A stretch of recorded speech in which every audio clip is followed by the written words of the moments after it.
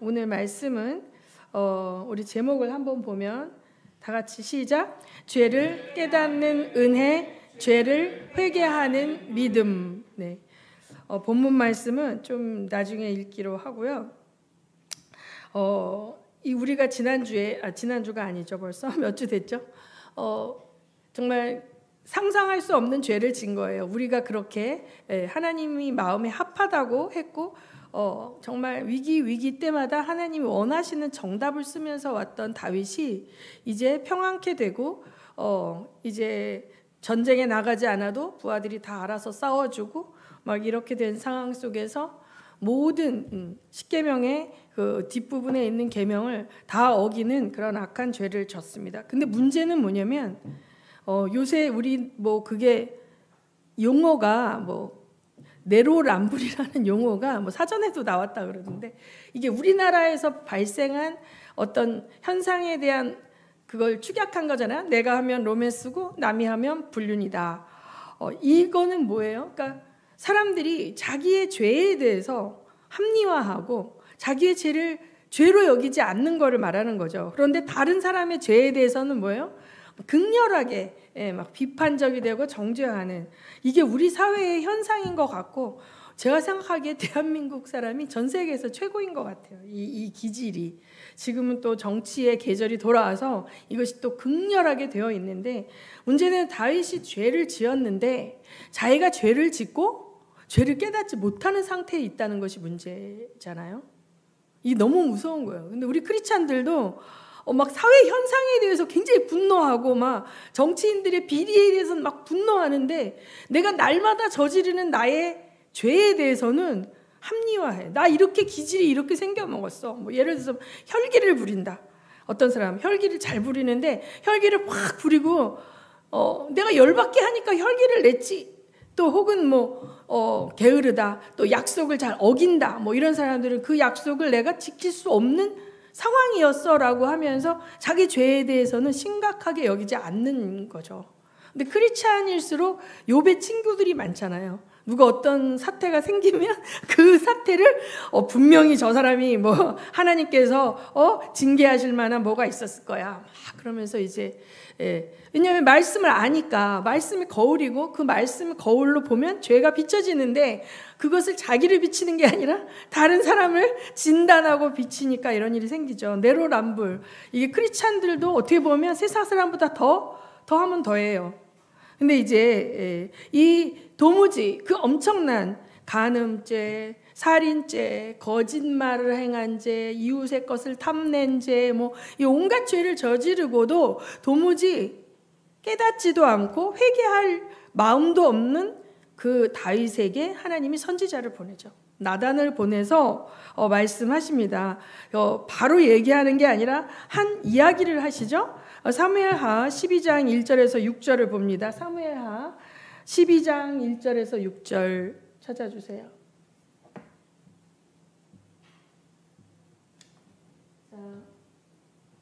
먼저 제가 1절부터 읽습니다. 주님께서 예언자 나단을 다윗에게 보내셨다. 나단은 다윗을 찾아와서 이런 이야기를 하였다. 어떤 성읍에 두 사람이 살았습니다. 한 사람은 부유하였고 한 사람은 가난하였습니다. 그 부자에게는 양과 소가 아주 많았습니다. 그러나 그 가난한 사람에게는 사다가 키우는 어린 암양 한 마리밖에는 아무것도 없었습니다. 그는 이 어린 양을 자기 집에서 길렀습니다. 그래서 그 어린 양은 그의 아이들과 함께 자라났습니다. 어린 양은 주인이 먹는 음식을 함께 먹고 주인의 잔에 있는 것을 함께 마시고 주인의 품에 안겨서 함께 잤습니다. 이렇게 그 양은 주인의 딸과 같았습니다. 그런데 그 부자에게 나그네 한 사람이 찾아왔습니다. 그 부자는 자기를 찾아온 손님을 대접하는데 자기의 양떼나 소떼에서는 한 마리도 잡기가 아까웠습니다. 그래서 그는 그 가난한 사람의 어린 암양을 빼앗아다가 자기를 찾아온 사람에게 대접하였습니다. 다윗은 그 부자가 못마땅하여 몹시 분개하면서 나단에게 말하였다. 주님께서 확실히 살아계심을 두고서 맹세하지만 그런 일을 한 사람은 죽어야 마땅합니다. 또 그가 그런 일을 하면서도 불쌍히 여기는 마음이 전혀 없었으니 그는 마땅히 그 어린 암양을 4배로 갚아 주어야 합니다. 네, 이 이야기를 이제 나단에게 하나님께서 이렇게 이 이야기를 들려주셨겠죠. 그런데 이스라엘 백성들은 진짜 양을 치는 유목을 하는 이제 그런 기업을 갖고 있지 않습니까? 그런데 그 부자는 양도 많고 또 뭐 다른 동물들도 되게 많아요. 그러니까 그 양들은 상품이야. 어떻게 보면 자기들하고 이게 다른 곳에서 그 양이 살잖아요. 그런데 여기 있는 양은 무슨 애완견 같잖아요. 우리 요새 말하는 요새는 애완견이란 말도 또 법적으로 안 해요. 반려견이라 그러는 반려견. 근데 자기 집에서 기른대잖아요. 양을 이렇게 목장에서 기르는 게 아니라 집 안에서 키우고 뭐예요? 먹는 것도 그 집 애들이 먹는 거를 주인의 음식을 함께 먹고 주인의 것을 같이 마시고 주인의 품에 안겨 잤습니다. 제가 이걸 읽으면서 저희 강아지가 생각이 났겠어요? 안 났겠어요? 났죠. 우리 강아지는 저희가 밥을 먹을 때 꼭 옆에 앉아 있어요. 주인의 상에서 떨어지는 거를 하나라도 얻어 먹으려고. 자기 밥그릇에 밥이 아무리 있어도 계속 발로 나를 긁으면서 달라고 그러죠. 그러면 제가 이제 아침에 계란 후라이를 1개씩 줘요. 계란을 주던, 왜냐하면 털이 많기 때문에 단백질이 필요해서 하루에. 그런데 그러니까 얘는 그러니까 궁금한 거예요. 우리가 먹는 게 더 맛있을 것 같고 같이 하려고 그래요. 그러니까 뭔가 감정을 같이 하려고 그러고, 그래서 이게 레벨은 다르지만 공유가 된다. 정서가 어떤 면에 있어서는. 그리고 이제 제가 막 동생 그렇게 되고서 혼자서 미친 듯이 울 때 이제 막 이렇게 혼자 이렇게 있다가 얘 동생이 이런 장면이 떠오르면 내가 소파에서 막 혼자 울었어요. 혼자 있을 때 소리에서 막 울잖아요. 그럼 우리 강아지가 막 뛰어와요.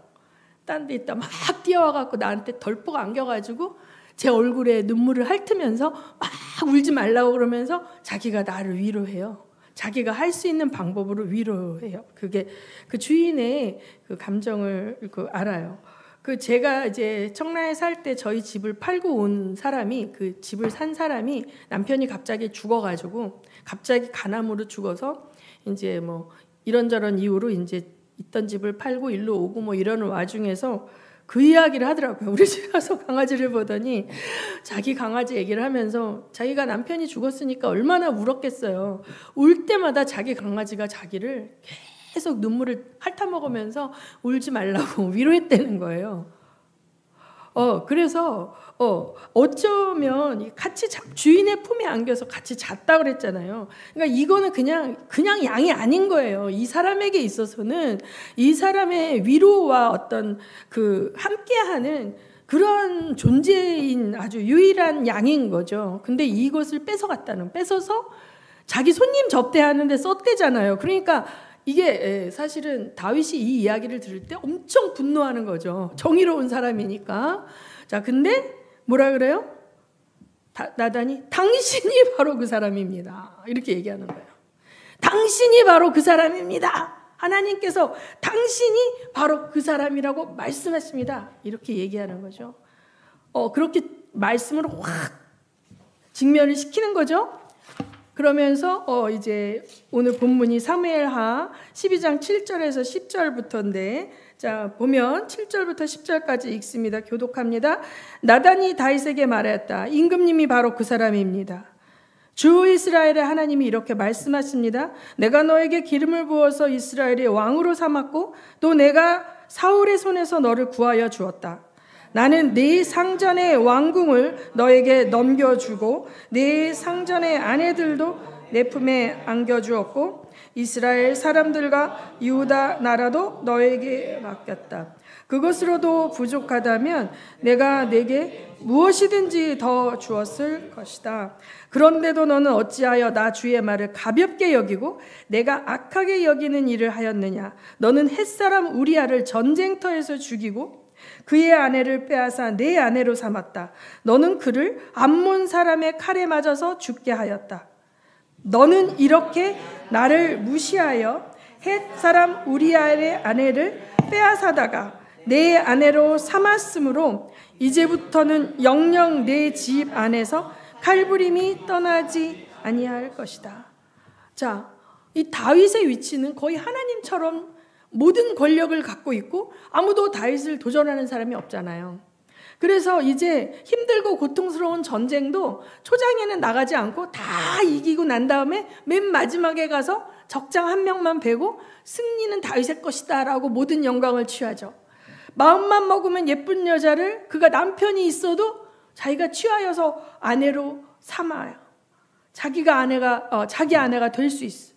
자기 아내가 없는 것도 아닌데 그 죄를 은폐하기 위하여 전사한 것으로 위장할 때 협조하는 부하들이 있어. 그렇죠? 요압이 딱 알아듣고 알아서 해주잖아요. 그러면 그 주변의 모든 사람들은 뭐예요? 우리아는 전쟁하다 죽은 거지 다윗이 죽은 게 아니거든요. 그런데 하나님은 다 보고 계신 거잖아요. 하나님은 너는 그를 암몬 사람의 칼에 맞아서 죽게 하였다. 이렇게 나를 무시한다. 그러니까 다윗이 그렇게 행하는 그 모든 일이 누구도 제지하지 않고 그 권력 앞에 아무도 토를 달지 않고 그것이 아무리 악한 일이라 할지라도 네 알았습니다 하고 다 해주는 거예요. 얼마나 악한 일입니까? 요압이나 그 밧세바를 밤에 데려온 그 부하들이나 그것이 다 악한 일이라는 거 몰라서 했겠습니까? 다윗이 가지고 있는 그 권력이 두려워서 그 사람의 그 지위와 권력 앞에 아무 말도 못하고 악한 일을 자기만 저지를 뿐만 아니라 자기의 이 부하들까지도 그 악한 일에 동참하게 하면서도 자기가 죄인인 걸 모르고 있어요. 마비돼 있어요. 심장이 마비돼 있고 이게 하나님의 말씀이 전혀 그를 통치하지 못하고 있잖아요. 사울이 그렇게 쫓아다닐 때는 목숨의 위협 앞에서 그가 얼마나 하나님을 찾고 부르짖고, 그렇죠? 암사슴이 시냇물을 그리워하듯이 그렇게 주님을 갈망했는데 지금은 하나님에 대한 갈망이 없어진 거죠. 한국교회도 사실은 60년대, 70년대에 막 나라가 어렵고 못 살고 가난할 때는 우리도 한번 잘 살아보자 그러고 막 하나님께 살려달라 기도하고 막 하면서 부흥이 임했어요. 사실은 무엇을 먹을까 마실까를 구하는 우리에게 하나님은 찾아와서 영과 혼과 육을 충만케 채워주셨잖아요. 그러고 난 다음부터는 우리가 웰빙의 모습으로 들어가면서 모든 교회들에게 철야 기도가 없어지고 새벽 기도가 없어지고 기도가 없어지고 삼각산에도 나라 위에 부르짖던 수많은 기도팀들이 하나도 없어지고 지금 우리 팀 한 명밖에 안 남았어요. 이것도 이제 몇십 년 만에 다시 생긴 거지만 그래서 이것이 사랑이 아닌 거죠. 다윗이 그냥 그대로 살아가도록 묵인해 주시는 것이 하나님의 사랑이 아니에요. 하나님의 사랑은 뭐예요? 죄를 깨닫고 돌이켜 회개하게 만드는 것이 하나님의 사랑인 거죠. 그래서 하나님은 나단을 보내신 거죠. 그런데 다윗이 죄를 짓고도 죄에 그 도취되고 마비되어져서 회개할 줄 모르고 하나님 앞에 돌아오지 못했는데 돌아오라 돌아오라 외치는 나단의 음성을 하나님의 음성으로 듣고 어떻게 합니까? 무릎을 꿇고 회개한다는 거예요. 그래서 사무엘하 12장 13장 14절 읽습니다. 제가 읽습니다. 13절 14절. 그때 다윗이 나단에게 자백하였다. 내가 주님께 죄를 지었습니다. 나단이 다윗에게 말하였다. 주님께서 임금님의 죄를 어떻게 해주신다? 용서해 주실 것입니다. 그러므로 임금님은 죽지는 않으실 것입니다. 그러나 임금님은 이번 일로 주님의 원수들에게 우리를 비방할 빌미를 주셨으므로 밧세바와 임금님 사이에서 태어난 아들은 죽을 것입니다. 자, 여기서 회개라는 것이요. 회개라는 것은요, 믿음이 있어야 해요. 그래서 제가 오늘 설교 제목에 죄를 회개하는 믿음이라고 그랬어요. 하나님은 나를 살리기 원하셔서 내 죄를 보게 하신 거예요. 그렇죠? 그 길에서 돌이켜서 나오라는 거죠. 글로 계속 가면 죽는다는 거예요. 하나님께서 징벌이 목적이고 죽이는 게 목적이라면 굳이 나단을 보내실 필요가 없어요. 그냥 죄 가운데 살다 죽게 내버려 두면 되죠. 근데 하나님이 나단을 보내셔서 다윗을 직면시키신 이유는 돌이켜 살아라라는 거죠. 죄의 포로로, 죄의 종노릇하며 죄와 더불어 먹고 마시고 사는 것이 아니라 죄를 끊어내라. 죄를 버려라. 너와 내가 언약 관계에 있기 때문에 내가 너에게 네가 거룩하지 않고 죄 가운데 있으면 내가 너와 관계를 계속할 수가 없다. 그거예요. 그러면 이 선지자를 보내고 죄를 직면시키는 하나님은 뭐예요? 우리와 친밀하고 하나님과 우리의 언약 관계를 어떻게 해요? 긴밀하게 맺는 그 언약 관계를 계속하고 싶으신 거죠. 그렇죠? 계속하고 싶으신 거예요. 근데 여기서 이것이 목적이 아니라 하나님께서 주는 축복이 목적인 사람은 못 따라가는 거예요. 그게 사울이었던 거죠. 그게 사울이었던 거예요. 많은 이스라엘이 여기에서 다 헷갈려한 거예요. 자, 다윗 언약은 영원한 왕위를 약속해 줬거든요. 그것은 묻지도 따지지도 말고 내가 너에게 복 준다는 이야기가 아니라 하나님께서 함께 하시는 복을 주겠다는 거예요. 하나님께서 함께 하시는 복. 주일날 조 목사님 말씀하셨죠? 하나님의 이름이 예수, 히브리어로 예슈아인데 예슈아는 여호수아, 하나님이 그가 구원하신다. 예라는 것은 3인칭 단수, 그가 구원하신다. 그가 구원하신다. 자기 백성을. 그 다음에 임마누엘 뭐예요? 그가 우리와 함께 하신다. 그러니까 하나님이 우리에게 주시고 싶은 그 복은 뭐냐면 죄로부터의 구원, 악한 원수들의 포로됨으로부터의 구원이에요. 거기서 끊어내고 그 통치에서 하나님의 통치로 들어오게 해주시고 싶은 거예요. 그 다음에 두 번째 뭐예요? 함께 하고 싶으신 거예요. 함께 하고 싶으신 거예요. 근데 함께 하시려면 어떻게 돼요? 내가 거룩하니 너희도 거룩하라. 예. 그래서 그 함께 하기 위한 그 조건들을 우리가 지켜줘야 하나님과의 교통함이 막히지가 않고 끊기지가 않는 거예요. 근데 도무지 하나님께 순종하지 않는다면 하나님께서는 말씀하지 않으세요. 그래서 여기 우리가 우리 시편의 51편 1절에서 19절을 보면 시편 51편 19절 이게 무슨 시예요? 나단이 다윗에게 찾아와서 우리아의 아내 밧세바를 취한 거 하나님이 다 알고 계셨고 우리아를 죽인 것도 알고 계셨고 그 모든 죄가 누구에게 죄 지은 거다? 하나님께 지은 죄다. 이렇게 했을 때 다윗이 회개하는 절절한 기도문이에요. 이게. 자, 그래서 끝까지 다 못 보고 1절 한번 보면 시작. 하나님, 주님의 한결같은 사랑으로 내게 자비를 베풀어 주십시오. 주님의 크신 긍휼을 베푸시어 뭐를 없애달래요?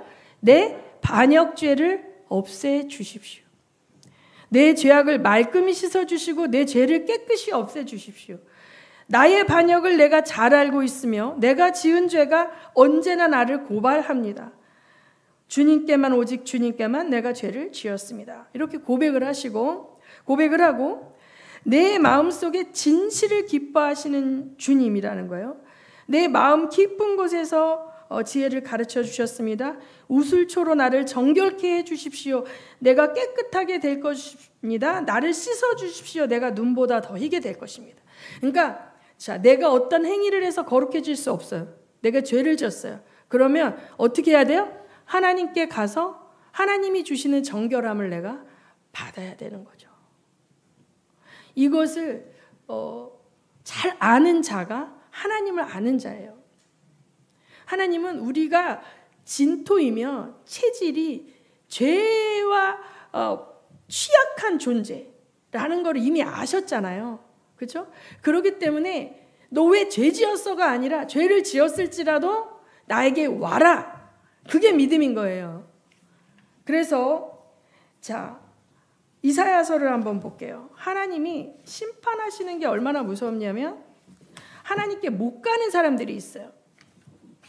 이사야서 보면 6장 9절 이사야서 6장 9절에서 13절 한번 읽을까요? 시작.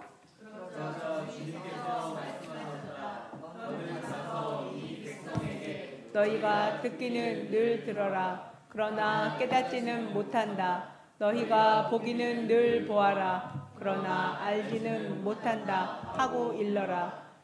너는 이 백성의 마음을 둔하게 하여라. 그 귀가 막히고 그 눈이 감기게 하여라. 그리하여 그들이 볼 수 없고 들을 수 없고 또 마음으로 깨달을 수 없게 하여라. 그들이 보고 듣고 깨달았다가는 내게로 돌이켜서 고침을 받게 될까 걱정이다. 그때 내가 여쭈었다. 주님, 언제까지 그렇게 하실 것입니까? 그러자 주님께서 대답하셨다.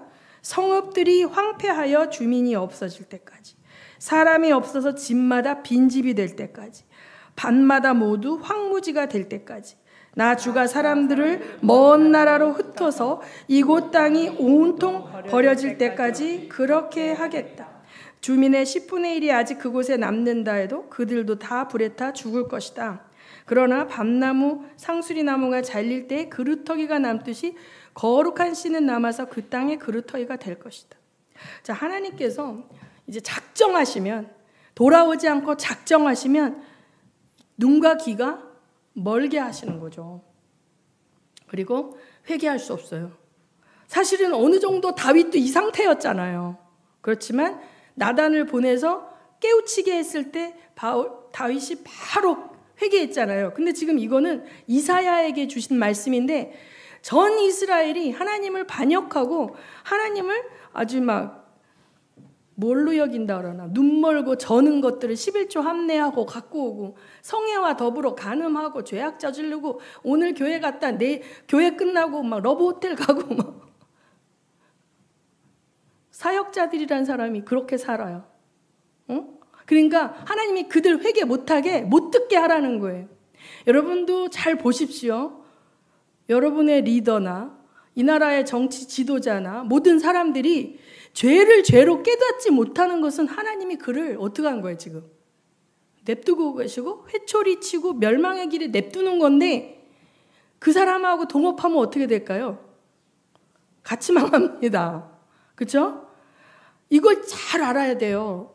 하나님이 징계하기로 작정한 자는 회개의 은혜를 주질 않는다니까. 양심에 화인 맞은 것처럼 무서운 죄를 져도 그게 죄인지를 모르고 그 죄를 즐기고 죄를 과시해. 그 남자분들은 옛날에 막 그런 거, 지금은 그런 문화가 없는지 모르지만 옛날에 남자들은 막 많은 여자들을 자기가 이렇게 어떻게 꼬셨다, 뭐 여자들을 어떻게 했다, 막 이런 것을 마치 뭐 훈장처럼 자랑하던 그런 시절이 있었거든요. 그게 죄인데 죄를 자랑해. 죄인지를 몰라. 양심에 화인 맞아서 회개도 못해. 왕년에 내가 말이야 막 이러면서. 이게 무서운 거거든요. 그게 하나님 저주예요. 그런데 옛날에 어떤 친구 하나가 중학교 때 담배 피다 딱 걸렸는데, 진짜 하나님은 나를 가만 냅두지를 않고 내가 뭐만 하면 나는 바로 걸렸다, 막 이렇게 딱 얘기하는 친구가 있었어요. 오도훈이라는 친구인데, 그러니까 뭐냐면 하나님이 사랑하는 자는 죄가 묻을까 봐 하나님이 아끼는 거예요. 또 글로 가면 안 돼 하면서 바로 탁 태클 걸어가지고 돌아 딱 이렇게 하시는 건데, 우리는 그게 귀찮잖아요. 그런데 그게 하나님의 사랑이라는 거죠. 다윗이 이렇게 방자한 짓을 저지르고 막 진짜 자기의 그 충성된 부하를 정말 전사를 가장하여 죽이고 그 아내를 취하고 막 이런 못된 짓을 함에도 불구하고 하나님이 그에게 회개의 은혜를 베푸셨습니다. 그런데 다윗은 믿음이 있었어요. 하나님이 날 살리실 것이다. 날 죽이는 게 목적이 아니라 나를 살리는 게 목적이니까 나에게 이 회초리를 주셨구나 하고 하나님 앞에 가서 뭐예요? 뻔뻔할 정도로 매달리면서 살려달라. 난 태중에서부터 죄 지은 인간이고 원래 할 줄 아는 게 죄 짓는 것밖에 할 줄 모르니, 하나님, 나는 내가 아무리 모든 재물을 드린다 할지라도 하나님이 그걸 기뻐하시지 않고 나의 뭘 기뻐하신다? 통회하고 자복하는 상한 심령을 원하신다. 그래서 내가 주님 앞에 이렇게 왔으니까 나를 살려주십시오. 딱 이렇게 하는데 나단의 말이 뭐예요? 너 용서받았다는 거예요. 관계는 파괴되지 않지만 죄의 씨앗인 자식은 하나님이 죽인다는 거예요. 여러분, 하나님을 잘 아셔야 되는 게요, 보응이라는 게 있어요. 구약을 잘 보다 보면 하나님이 그래 이제 네가 나한테 용서 구했으니까 없다 치고 이제부터 잘하면 돼 그러고 짠 하고 해결하는 게 아니라 네가 싼 거는 네가 치워. 왜? 그래야 죄가 얼마나 무서운지 알아요. 죄를 지으면 이렇게 불이익을 당하고 죄를 지으면 그 죄의 대가가 이렇게 처절하다는 걸 알아야 우리가 그 죄를 혐오하게 되고 그 죄를 미워하게 되고 그 죄를 끊어낼 수 있어요. 그런데 죄가 그 순간 딱 삭제되었다. 법적으로는 삭제됐죠. 그런데 그 죄에 인해서 만들어진 것들 있잖아요. 그것조차 없어지지 않는다는 거예요. 불륜을 통해서 임신이 됐잖아요. 근데 그 아이가 그 순간 삭제되나요? 그 아이 태어났어요. 태어났는데 하나님이 불륜의 씨앗이기 때문에 왕통을 이을 수 없게 하기 때문에 왜 장자잖아요. 죽이는 거예요. 그러니까 생사화복에 있어서 걔는 일찍 죽는 게 걔한테는 복인 거예요. 그 자가 살아서 두고두고 문제가 될 수 있겠죠. 아무튼 자기 아버지가 어떻게 죽었는지 누가 얘기해 주는 사람도 있을 것이고 그럴 수 있죠. 그렇죠? 다윗의 부하 가운데. 옛날에 우리 한국의 연산군의 그 패비 윤 씨가 각혈하고 사약받은 그 수건을 그 연산군한테 보여줘가지고 그 사람 눈이 뺑 돌아가고 엄마 원수 갚는다고 사화가 일어나지 않습니까? 자, 하나님은 우리를 훈련하시고 교육하시기 위해서 징벌을 통해서 우리가 변화되기를 원하시는 거예요. 징벌 자체가 목적이 아니라 교육을 하신다는 거예요. 끊임없이 하나님은 교육을 하시는 거예요. 근데 교육을 저주의 시각으로 받아들이면 하나님은 오해하게 되는 거예요. 아셨죠? 나단이 뭐라 그래요? 당신은 뭐예요? 용서받았다는 거예요. 왕이와 하나님께서 한 그 언약이 뭐예요? 다윗 언약이 파기되지 않는다는 거예요. 그러나 너희 가정에 원수에게 빌미를 준 것 때문에 끊임없이 칼이 온다는 거예요. 자, 다윗은 할 말이 없죠, 자, 그래서 하나님은 이 말씀의 검을 통해서 우리를 흔드실 때가 있어요.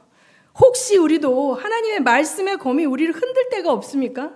설교를 통해서든 말씀을 들을 때든 어떤 사건이 터졌을 때든 하나님 앞에 했을 때 하나님의 음성 가운데 하나님이 나의 죄를 직면하게 하실 때가 있어요.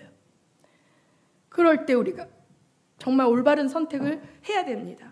이것을 무시해버리고 아무 일도 없는 것처럼 합리화해버리고 엉뚱한 짓을 하게 되면 그 다음번에는 더 참담한 상황에서 또 직면을 해야 되는 것이에요. 그래서 하나님께 나아갈 수 있는 믿음이 필요합니다. 내가 실수했고 내가 죄 지었을 때 그 순간 주의 이름을 부를 수 있는 것이 믿음입니다. 그 훈련을 하시기 바랍니다. 제가 이제 막 자해하는 청소년들, 막 중독에 빠진 청소년들 돕지 않습니까? 그런 애들이 원래 되게 착한 애들이었어요. 너무 착해서 엄마한테 말을 못하는 거예요. 그래서 참다가 왕따를 당해서 친구들이 자기를 막 하는데 참고 학교 가는 게 너무 무서운 거예요. 막 가면은 또 이제 당할까봐 그 불안 지수가 엄청 높아요. 저는 이번에 이제 어떤 책을 읽으면서 그 양극성 장애, 그러니까 이제 조울증이라 그러죠. 그 이름이 바뀌었는데 그 양극성 장애에 있는 사람들이 감정만 업다운이 되는 게 아니라 그들이 그 불안과 그 스트레스 지수가 차올라올 때 어떻게 할 수가 없는 거예요. 자기를 말하자면 우리 뇌의 회로가 전류가 100만 흘러야 되는데 걔네는 막 10배가 흐르는 거예요. 그럼 이게 너무 각성이 되니까 어떻게 할 수가 없는 거죠. 그게 숨이 안 쉬어지고 심장이 멎는 것 같은 사람도 있고 어떻게 될 수도 있고, 그러니까 그런 걸 잊기 위해서 어떤 행동을 하는 것 중에 하나인 거예요. 약물을 먹기도 하고 막 이러는 거죠.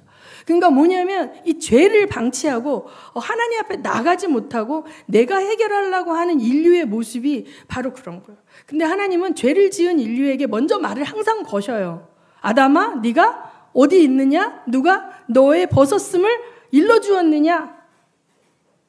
그렇죠? 예수님 뭐라 그래요? 가룟 유다에게. 나는 네가 뭐 하려는 걸 알고 있다. 나와 함께 이 그릇에 손을 넣은 자다. 계속 경고를 하십니다. 난 보고 있어. 다 보고 있다고, 그만 멈추라고 이렇게 말씀을 좋은 말로 할 때 돌이키지 않으면, 자, 베드로처럼 너는 다 굴기 전 3번 나를 부인할 거야. 근데 베드로는 울면서 회개했죠. 하나님 앞에 자기가 자격이 없다라는. 그런데 유다에게 했던 그 경고 앞에 유다는 뭐예요? 자기가 자살했잖아요.